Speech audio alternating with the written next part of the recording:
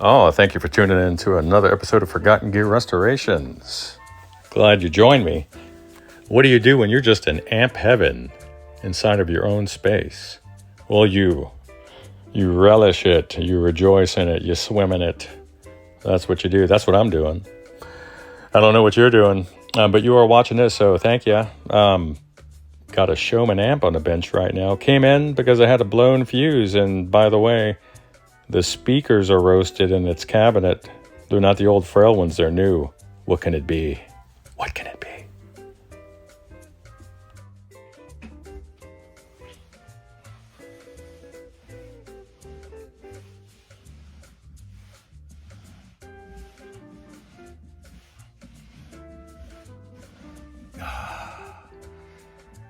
Good morning. Where else would you want to be if you're a dude that loves amps? This is it for me. This is heaven.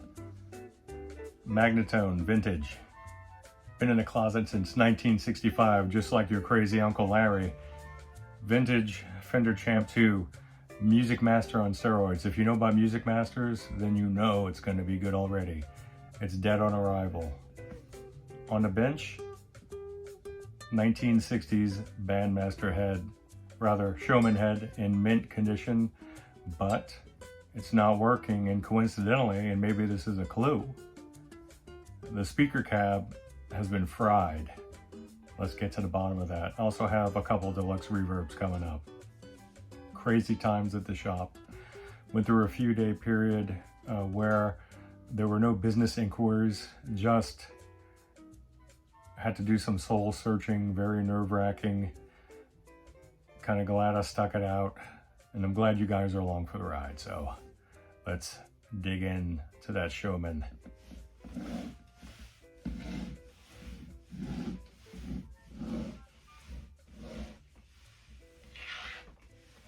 All right, John.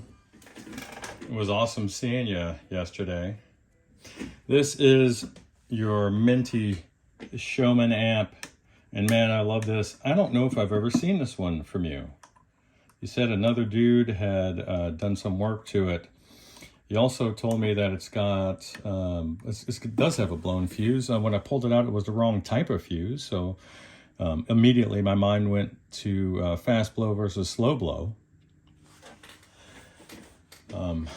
And that was about it. And then you told me a couple hours later that the speaker cab that it was running no longer works. It looks like the speakers have been fried. So hopefully that's not an ominous clue. We're gonna open this guy up and see what's up. Let me get her on a chassis stand. All right, so at first glance, your power tubes appear to be okay. It looks like a relatively fresh set JJ6L6 GCs. We're gonna get in there. So pardon me if I knock the camera around.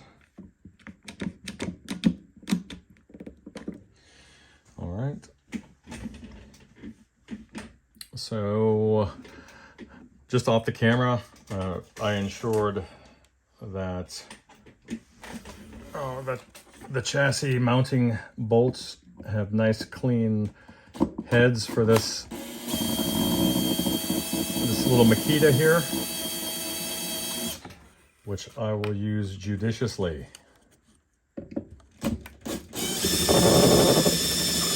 We're not going to add any sort of wear marks on any of this hardware because we know how to use our tools. We know our tools. That's just the way it is.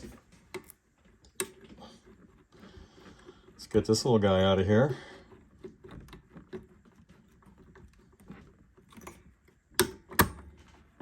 Carefully. And we'll see if we can do the old reach around this giant power transformer. All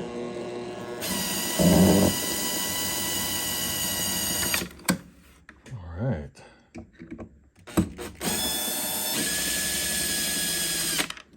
There we go. And I have the chassis stand off the camera, and she's ready to receive this blackface goodness. Let me move the camera here and get you a better shot. And I'm pretty excited because I did work on this amp a long time ago. Look at this. These are the caps that I used to use. And then I did the LED mod to make that trim extra smooth. Yeah, this is my old handiwork here. It's kind of cool to go back and see. Kind of cool. Everything is still in its place. So let's check out that fuse that was in there in case my eyesight was deceiving me. It's totally possible. See if I could zoom in for you guys. Well, it's the correct fuse, but it indeed has blown. So let's replace it, throw it on a current limited supply, and see if we can take some measurements because she passed a visual inspection anyway.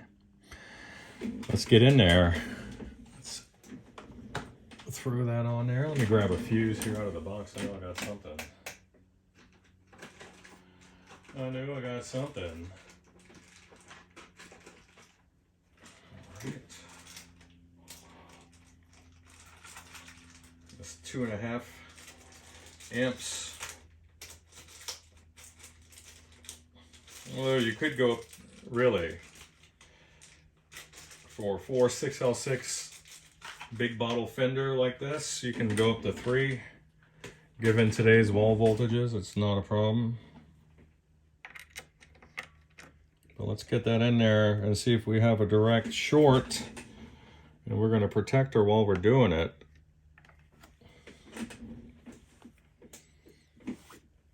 All right, stand by. Let me get a better angle. All right, not the most sultry or sensual angle, certainly. Let's get her realigned.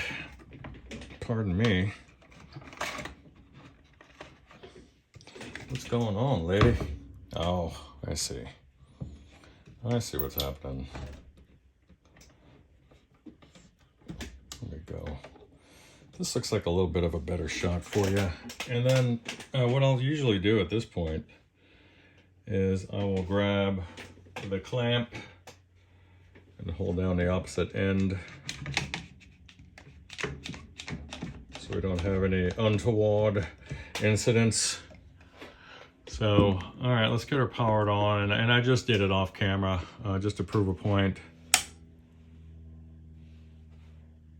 And so no immediate shorts. We have a slight reduction in voltage over on the 1655, followed by recovery as the heaters come up, but there's no indicator light. One of the things that we tend to do is we tend to take that light for granted. That light is not an indicator that the power is functioning and on, that the circuit's energized. It's just an indicator that the light bulb works, and this one doesn't. So sometimes we get lulled into that false sense of security. And this is burned out. Let's see if I can get it to focus. That is burned out. And I know I have more of those guys. I actually shocked myself a couple of weeks ago because I wasn't focused. Granted, it was a late night. There we go. It was a late night. But guess what? The power light should not be an indicator of whether or not you're going to behave responsibly and safely around the amp, right? So the answer is yes, that's correct. So we don't have any immediate shorts in standby mode, so that's good. Let's that can tell me that maybe the filament circuit isn't shorted inside of the transformer itself, but let's get this camera moved a little bit and then I'll come back to you. All right, so maybe this is as good as we get. Okay.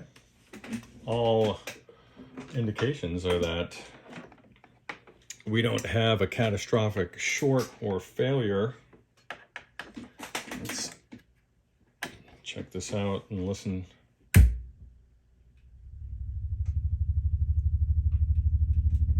But we do have an oscillation, don't we? Or do we have...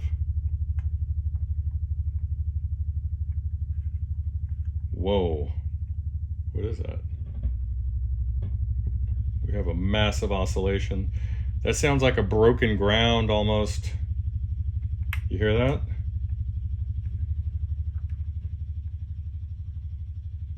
I'm not sure if the phone's picking that up. So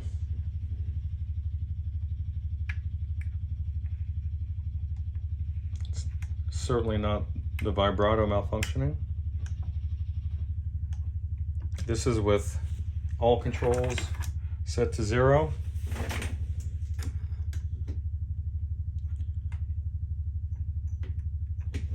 Oh, look at that.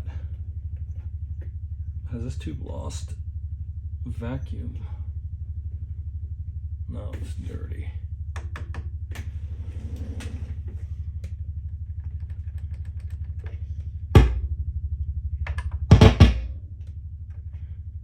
Just taking out a couple preamp tubes. Let's separate the preamp from the power amp.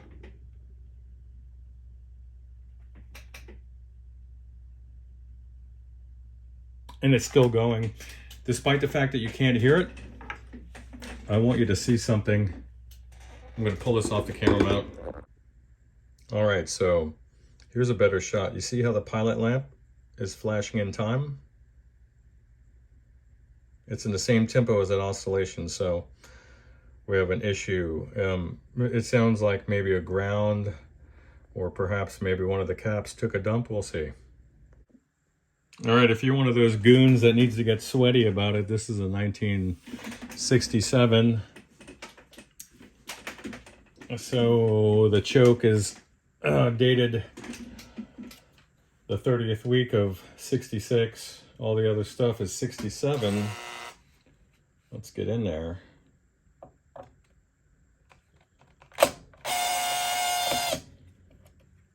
Wow.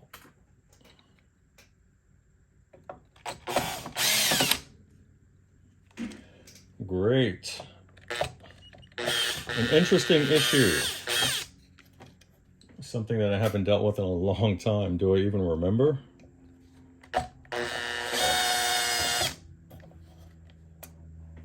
Oscillations are interesting things on paper. All right.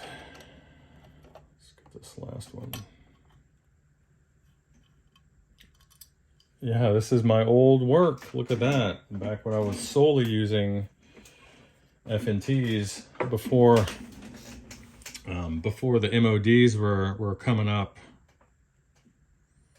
So let's get in there and maybe we can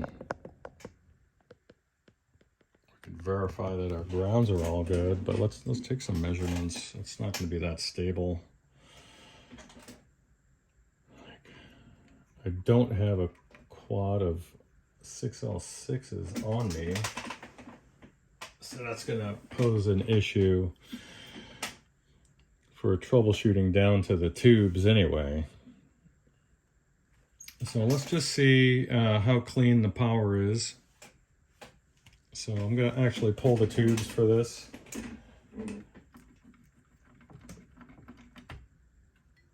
Let me visually inspect them a little more closely.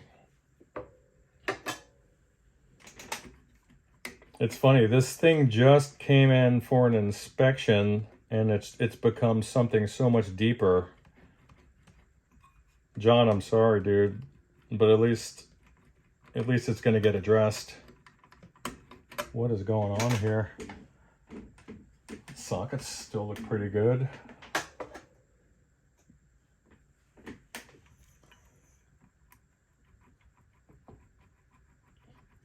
Let's see if we get the oscillation without the tubes. Obviously, it's not going to be amplifying anything, but what it can do is it can give us some insight into what's going on the reservoir node or the output transformer. And we'll take all the insight we can get. All right. Yeah, the tension still looks pretty good. Maybe the second from the right, as I look down on it, could use a retensioning, but Otherwise, the caps are in outstanding shape, as you would expect from the old German stuff. And these are the classic F&Ts before they were relabeled, or the company was bought out by, I can't remember the name of the company. Are they of dubious quality now? Well, I can't quite say.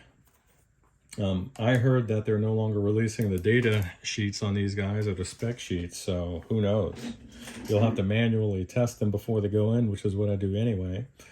So let's see if we're going to get any indication from the lamp.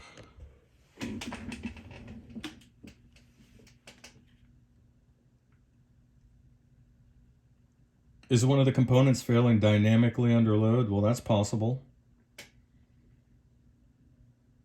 And before you make any comments about, hey, it's touching the faceplate, there's padding there. So we're obviously not getting the same issue.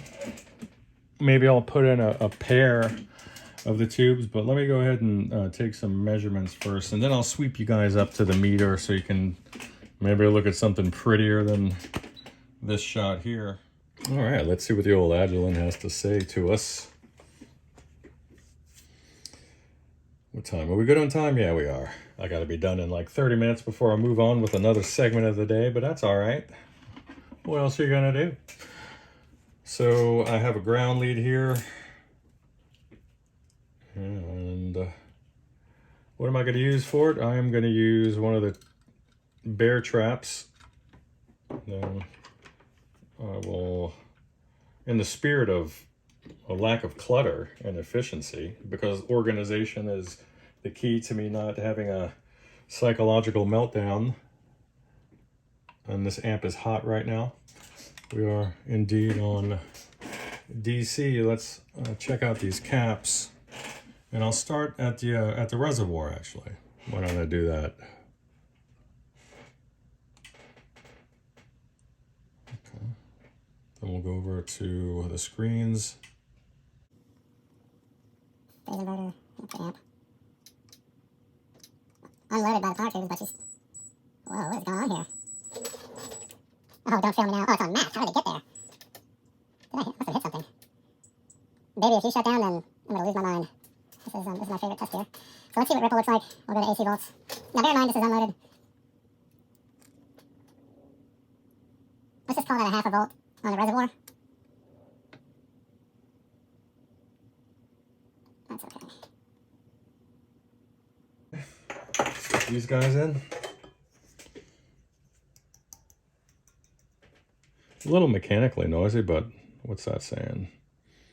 And I'm going to also check these on the outer sockets in case we're having an issue there. Maybe, oh man, maybe one of the grid stoppers went AWOL, but they look great.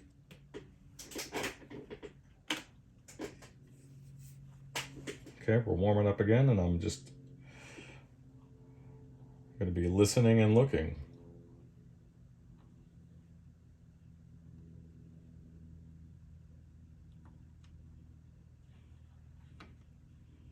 All right.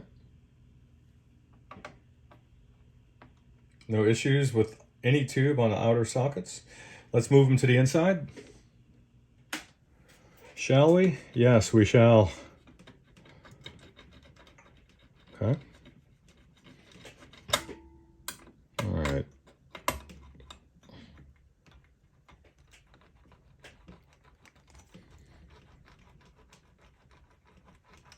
I normally don't troubleshoot live like this. What is this? Wow. This just came right out. A piece of foil just came out of one of the sockets. Oh, it's not foil. The bear claw scraped some of the label up. Dope. All right.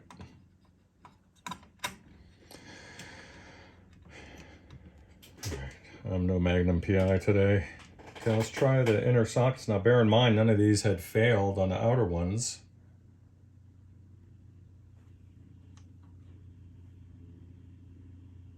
Inner sockets are looking good.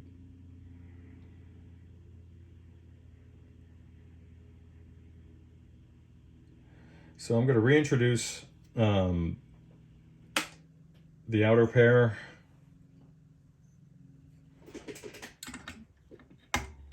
Okay. And then we'll see what's up.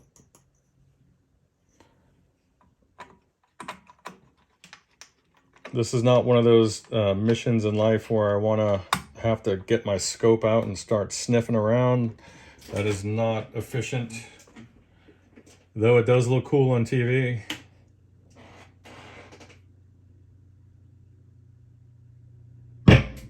Alright, we have a shorted tube. We have a tube that's shorting out. Once they're all installed, it's already dead, so I'll show it to you anyway. I want you to keep an eye on the tube that's sitting just across the choke. So we know this guy is no bueno. Just take a look. I'm just going to do this. It's already dead. Listen to the hum creep in. Here we go. 3, 2, 1. Here it comes.